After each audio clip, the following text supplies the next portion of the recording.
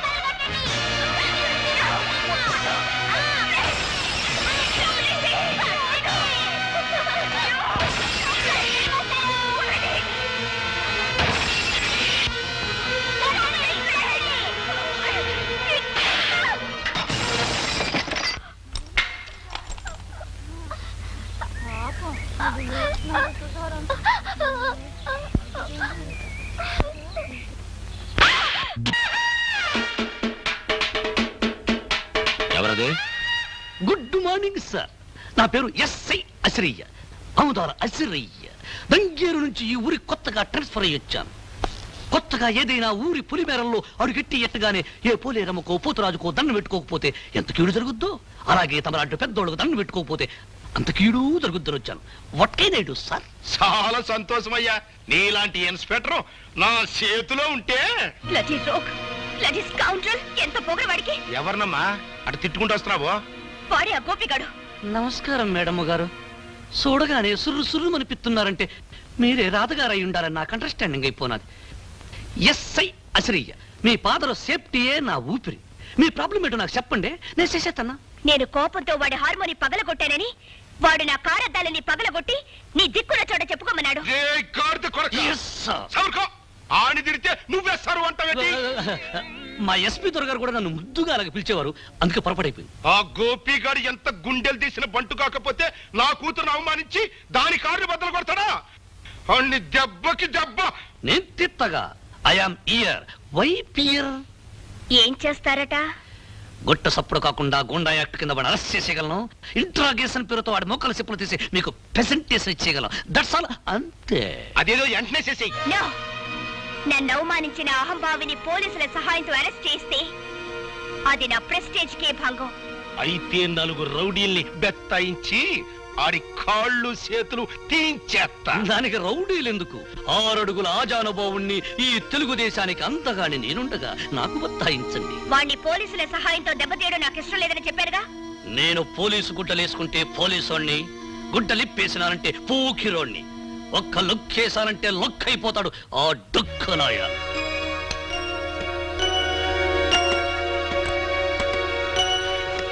Tiger రాముడు గారా? నమస్కారం అండి. బాబు గోపి, నువ్వు సూర్యచంద్రరావు గారి అమ్మాయితో ఏదో అనవసరంగా గొడవ పడ్డావట. ఇప్పుడు కొత్తగా వచ్చిన ఎస్ఐ ఆ విషయమే నీతో ఏదో మాట్లాడాలట. ఊరి బయట ఉన్న ఇటుకల ఫ్యాక్టరీ దగ్గర నేను రమ్మన్నాడు. నా నోటితో అనకూడదు గాని అతను ఉత్త పొరంబోకు. ఇప్పుడే హార్మోని రిపేర్ అయింది, మళ్ళీ ఇంకో రిపేర్ చేసే అవకాశం నాకు వచ్చిందన్నమాట.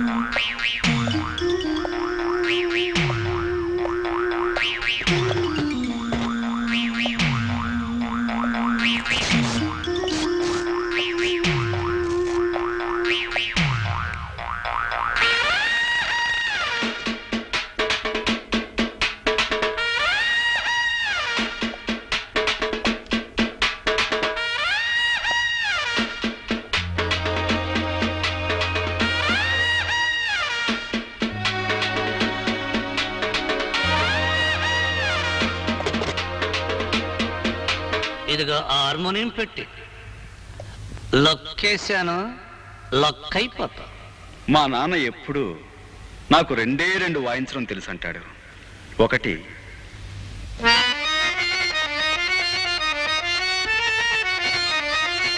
రెండు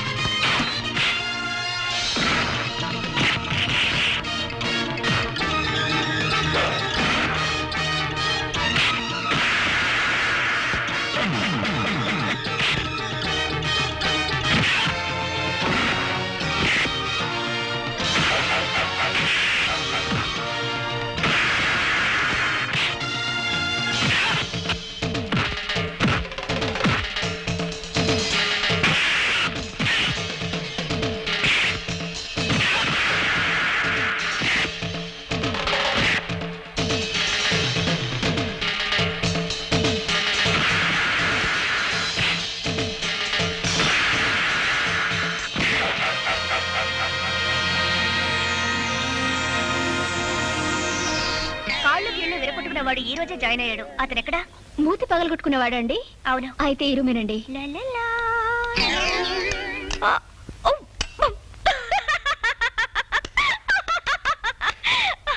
హలో సార్ గారు, అవును, నువ్వు వాయించవలసిన హార్మోనియాన్ని నిన్నెవరో హార్మోని వాయించేసినట్టున్నారు.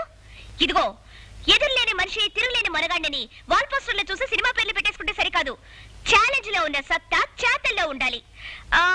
ఒక్కసారి సరదాగా నిన్ను అలా అలా సరిగమలు పలికించరా? నువ్వా వాడికి వెన్నెముక విరిచేసి మోచపులు తప్పించేస్తాని పెద్ద గొప్పలు చెప్పి వెళ్ళు. నీ ఎముకలు మొత్తం చిత్తు చిత్తుగా విరక్కొట్టుకొచ్చావా?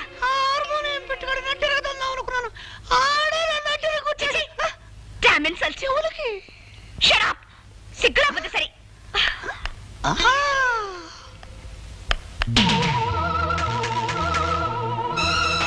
నన్ను నడి రోడ్డు మీద దెబ్బ కొట్టిన వాణ్ణి ఎక్కడ ఎలా దెబ్బ కొట్టాలో నాకు బాగా తెలుసు.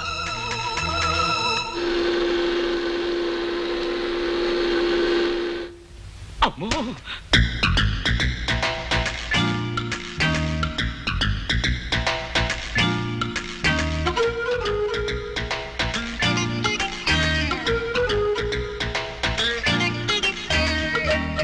సూర్యచంద్రరావు గారు అమ్మాయా? అవును.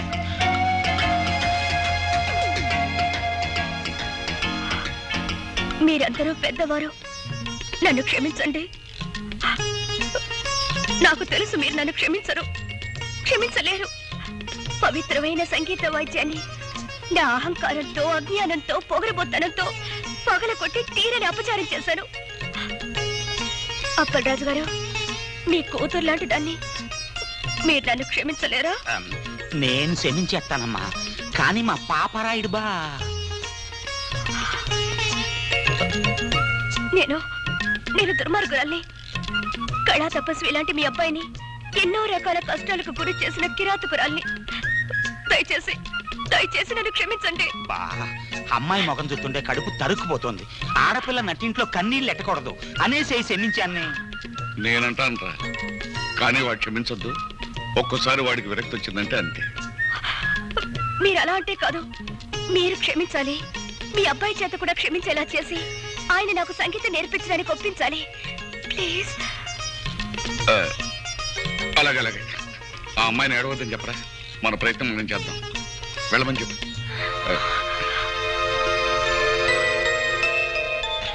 ధైర్యంగా వెళ్ళరా అమ్మా. చాలా థ్యాంక్స్ అండి. నేను మారిపోయాను అని ఆ అమ్మాయి చెప్పగానే గొర్రెలాగా తలూపేసి నమ్మేయడం కాకుండా నన్ను కూడా నమ్మమంటారా? బుద్ధి లేకపోతే సరే. మరీ అంత తీసిపారేకో, మాకు ఎంత కొంత పొరుద్దురావోయ్. ఆ అమ్మాయి మారిపోయిందిరా అబ్బాయ. అవునరా అబ్బాయ, కొత్త గుర్రానికి పొగరు తాత్కాలికం. పాప అమ్మాయి నిజంగానే పిచ్చెత్తా పడుతుంది. నా పిన్నీసులు సాక్షిగా నేను నమ్మానబ్బాయా. ఒరేయ్, వేప చెట్టుకు మామిడికాయలు కాయవు, మామిడి చెట్టుకు తాటికాయలు కాయవు అనేది ఎంత నిజమో, డబ్బుతో వచ్చే అహంకారం కూడా మారదు అనేది అంతే నిజం. అది కాదు. దయచేసి ఈ విషయం ఇంకెవరైనా చెప్పకండి. దొరకున్నా ఇటువంటి సేవ.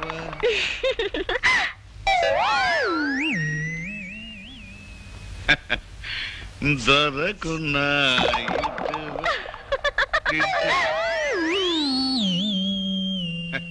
నీ పద రాజీవములు, నీ పద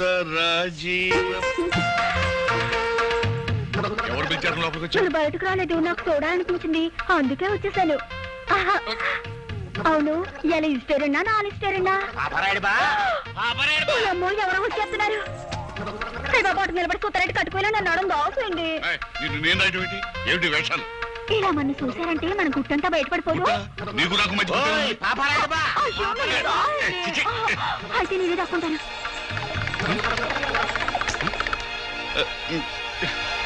పాపరాయుడు బా, పాపరాయుడు ఏంటి ఎదురుగానే ఉండి ఎన్నిసార్లు పిలిచినా పలకమేంటి? చెవుల్లో శేషం పోసుకున్నావా? భోంచేస్తున్నాను. భోంచేస్తుంటే చేతికి ఇంకలేదు. గోంగూర 2 రోజులు పులుసు పెట్టి పిత్తపరిగి లేపుతుంటే మధ్యలో మీ కూడా ఏంటా? గోంగూర 2 రోజులు పిత్త పరిగిలునా? అందులో శనివారం పూట. శనివారం కాకపోతే ఆదివారం ఉంటారు మీకేంటి? ఏంటి ఓదానికి ఒకటి సంబంధం లేకుండా మాట్లాడుతున్నా? ఏంటి గంప ఎగురుతోందేంటి? అట్లే ఇది దానిలో దాని ఇష్టం గుర్తుంది. నా కళ్ళతో చూసుకొని. గంప కింద కోడుద్దా, అది గుడ్డు పెడుతుంది. గంప నేను ఎత్తుకుపోతుందా?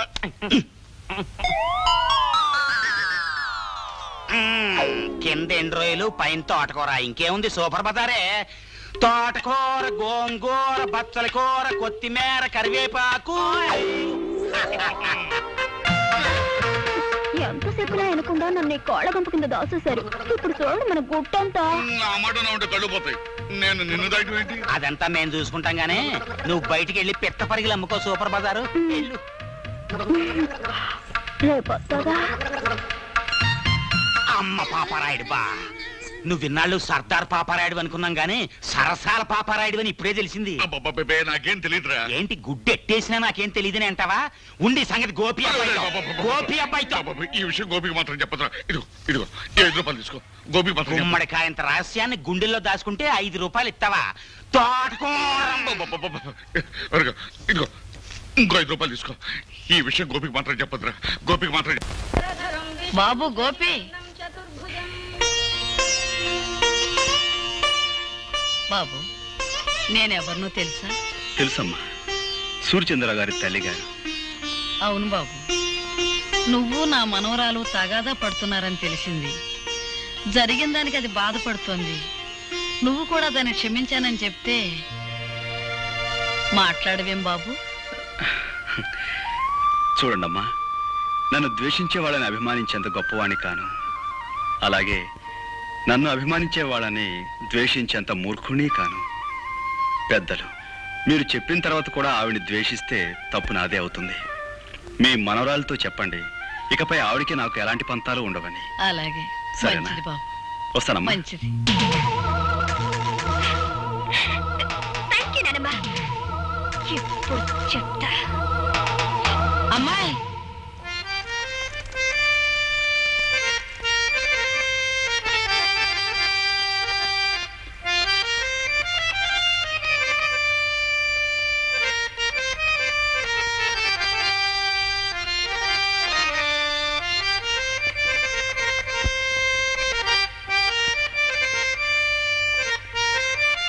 ఈ వాతావరణం చూస్తుంటే త్రికరణ శుద్ధిగా మీరు నన్ను మన్నించారన్న తృప్తి నాకు కలుగుతోంది. అహంకారంతో కాకుండా మనస్ఫూర్తిగా నీకు సంగీతం నేర్చుకోవాలనే ఉద్దేశం ఉందని నన్ను నమ్మించావు.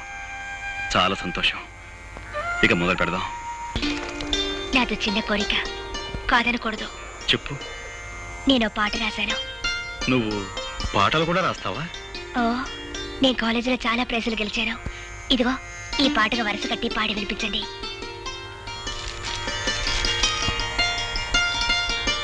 ఏమిటలా చూస్తున్నారు? బాగోలేదా? చాలా బాగుంది.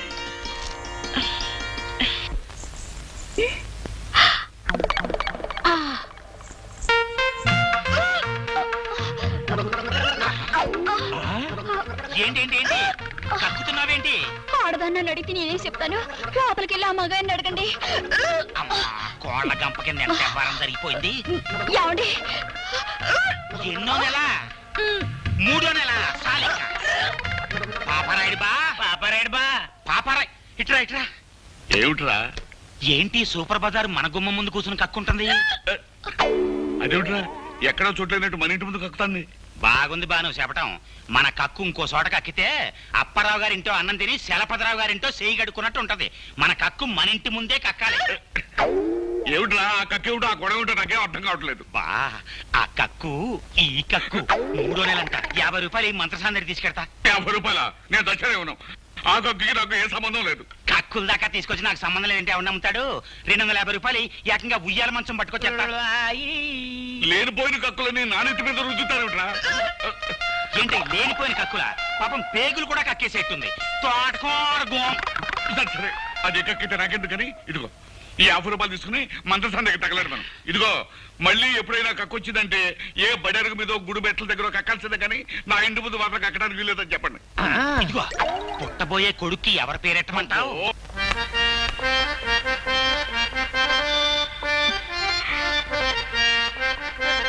రాధా, లోపలికి వెళ్ళి ప్రాక్టీస్ చేద్దాం. ఇక్కడే కూర్చుందాం. అలాగే. అక్కర్లేదు, నేను కింద కూర్చుంటాను. నువ్వు కింద కూర్చుంటావా? మరేం పర్వాలేదు. ముందు మీరు కూర్చోండి. నేను పైన కూర్చోవడం, నువ్వు కింద కూర్చోవటం. గురువుల ముందు శిష్యుల కింద కూర్చోవడం చూడముచ్చటగా ఉంటుంది. మీరు కూర్చోండి, చెప్తాను. సరే, ఇక మొదలు పెడదామా? ఈ రోజు నేను పాఠం నేర్చుకోవడానికి రాలేదు. మరి ఇవాళ నా పుట్టినరోజు. Very many happy returns of the day. Thank you. ఈ రాత్రి మా గెస్ట్ హౌస్ లో పార్టీ అరేంజ్ చేశాను. మీరు రావాలి. అలాగే. అలాగే అంటే కాదు, ప్రత్యేకంగా మీకోసమే ఏర్పాటు చేశాను. తప్పకుండా రావాలి. తప్పకుండా వస్తాను.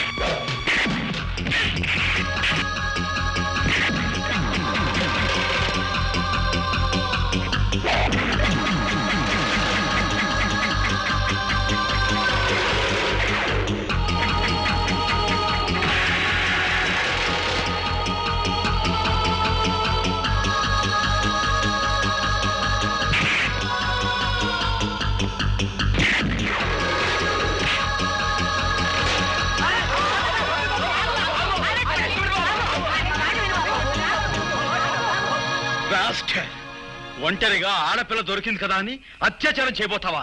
నీలాంటి వాణ్ణి ఓలమ్మో ఓలు దేవుడు, ఇదేట న్యాయం? అక్కల్లారా అన్నల్లారా, ఆ పిల్లని ఆడు రేపు చేస్తుంటే నేను అడుకోపోతే అటు తిరిగి ఇటు తిరిగి కిందట్టి మీదట్టి ఆ నేలని పోలీసుడి మీద నెట్టి అసుతున్నాడా? ఏమిటి, నేను రేపు చేయబోయానా? కావాలంటే ఆ అమ్మాయినే పిలిచాడు.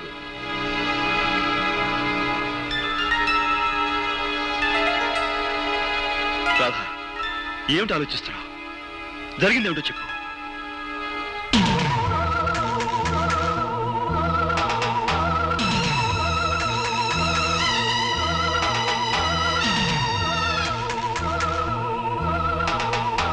రాధా, వీడి వాగే వాగుడికి నువ్వు నోరు తెరిచి నిజం చెప్పి వీడి నోటికి తాళం వేయి.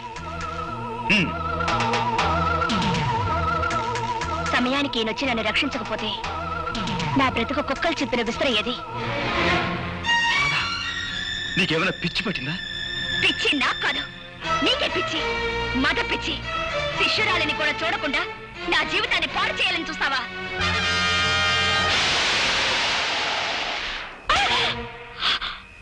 పెళ్ళిడు వచ్చిన ఆడపిల్ల మీద నువ్వు చేసుకోవడం తప్పు.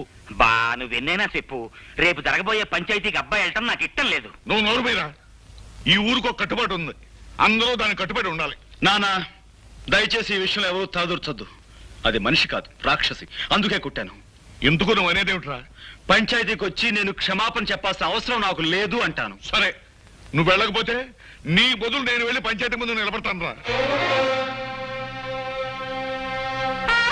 అమాయకమైన ఈ గ్రామ ప్రజానీకానికి ఈ ఆముదారాశ్రయ దండాలు దండాలు.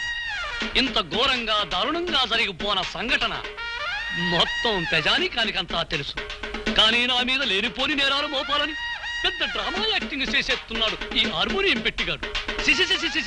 జరిగిన ఈ సండాలపు విషయాన్ని పోలీస్ కేసుగా నమోదు చేసేసి ఈ డుక్కు నాయాల్ని ఏ కీలు కా కీలు, ఏ జాయింట్ కా జాయింట్ తీసేయగలం. కానీ మీకేమాని కొన్ని కట్టుబాట్లున్నాయని, ఎవళ్ళు తగులు ఆళ్లే సెటిల్మెంట్ చేసేసుకుంటారని నాకు అండర్స్టాండింగ్ అయిపోనాది. కనుక వద్దు వద్దని అబ్బాయి ఎంత మొత్తం ఉన్నాయనకుండా నువ్వే తీసుకొచ్చావు ఈ పంచాయతీకి. ఈ తతంగం సొత్తుంటే వాళ్ళు కావాలని పన్నిన పన్నాగంలా ఉంది. నేను చూడలేని ఘోరాన్ని, నువ్వే చూసుకో. ఇన్స్పెక్టర్ గారు, పియాతి పియమైన నా గ్రామ ప్రజలారా, ఇందులో ఇరుక్కుంది ఆడి కూతురు ఈడి కూతురు కాదు, నా కూతురు, నా కన్న కూతురు. ఈ కేసు తాలూకు తీర్పు పోలీస్ స్టేషన్ 4 గోళ్ల మధ్యలో జరగకూడదని ఈ ఇన్స్పెక్టర్ గారు ఒప్పుకున్నందుకు గాను దీని తాలూకు తీర్పు ఈ గ్రామం నడిబొడ్డులో ఈ రచ్చబండ మీద ఈ ప్రజలందరి ముందు ప్రజలే తీర్పు చెప్పాలని అందరినీ కోరుకుంటూ నేను కూడా కూకుంటున్నాను. ఎప్పుడూ తీర్పు చెప్పేది మీరే కదా, కానివ్వండి. నిజమేననుకో, తగు మా అమ్మాయికి సంబంధించింది కదా. మీ నిజాయితీ మీద మాకు నమ్మకం ఉంది, మీరే తీర్పు చెప్పండి. ఈ ఊళ్ళో ఉన్న ఆడపిల్లలందరూ నా సొంత కూతుళ్ళు లాంటి వాళ్ళు. ఒక ఆడపిల్లని మానభంగం చెయ్యబోయాడు అంటే అది ఘోరమైన నేరం. దానికి నేనిచ్చే తీర్పు మా అమ్మాయి చేత 100 కొరడా దెబ్బలు తింటమో, లేక మా అమ్మాయి కాళ్ళ మీద పడి దండబెట్టి క్షమించు అని 3 సార్లు పేదయ్య పట్టమో. నేను ఏ తప్పు చేయలేదు. చెయ్యని తప్పుకు ప్రాణం పోయినా క్షమాపణ కోరను. ఆహా, చెయ్యిన తప్పుకి క్షమాపణ కోరుకోవడం నామోసి అన్నమాట. అయితే చేసిన తప్పుకి కొరడా దెబ్బలు తిను. రే కొరడా.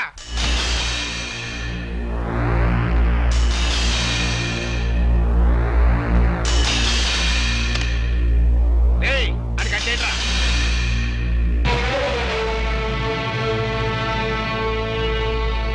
నాకు నేనుగా ఈ పంచాయతీకి వస్తే తప్ప నన్నెవ్వరూ తీసుకురాలేరు. నాకు నేనుగా దెబ్బలు తింటే తప్ప నన్ను కట్టి కొట్టే మునగాడు ఈ చుట్టుపక్కల లేడు.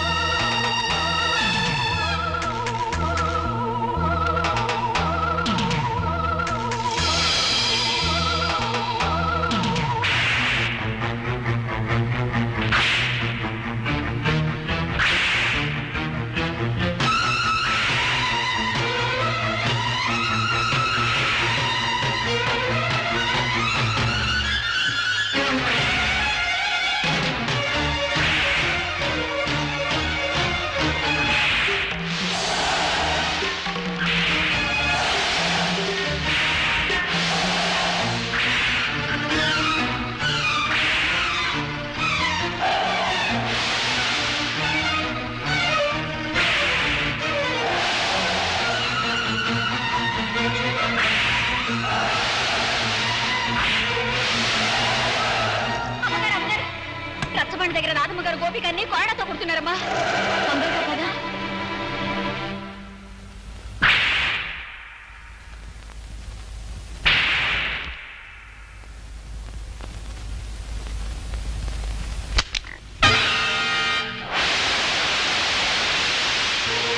నీ ఆవేశం తగ్గిందా? నీ పగ చల్లారిందా? అన్యాయంగా నన్ను 100 కొడా దెబ్బలు కొట్టి నలుగురిలో నువ్వు అవమానించిన నీకు 100 ఏళ్లకు సరిపడే శిక్ష వేస్తాను.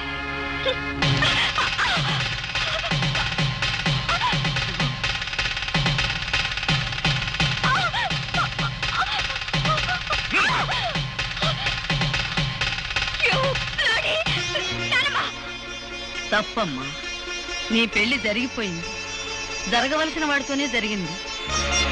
వాళ్ళని చూసి జాలి పడతాం.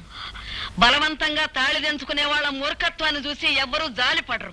నేను చెప్పేది శ్రద్ధగా విను. ఆ తర్వాత మెళ్ళో తాళి ఉంచుకుంటావో తెంచుకుంటావో నీ ఇష్టం. నువ్వు నిలబడ్డ ఈ చోటు, ఈ బంగ్లా, ఈ కార్లు, ఈ హోదా, వీటన్నిటికీ హక్కుదారి ఎవరో తెలుసా? నీ మెళ్ళో బలవంతంగా తాళి కట్టాడే అతను, ఆ గోపి. నువ్వు అనుకుంటున్నట్టు మీ నాన్న పుట్టుకతోనే ధనవంతుడు కాదు సరికదా? కనీసం మధ్యతరగతి కుటుంబీకుడు కూడా కాదు. ఒకప్పుడు వాడు